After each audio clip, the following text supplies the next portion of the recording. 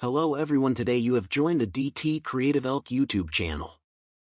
How can you remove a green screen on capture on your PC?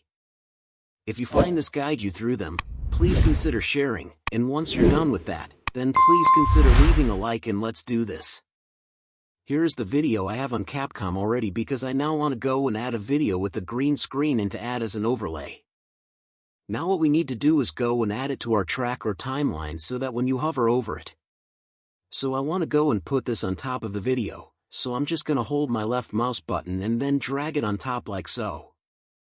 Then once it's dragged it on top, you can then go to the top right, and what you need to do is make sure video is selected, and then you see the option of the basic, and what you need to do is go click and remove BG like this, and then we've got the option for chroma key, go and toggle this on or select, I guess click on it, and then where it says color picker just go to the right of it and there's a color picker tool. Click there.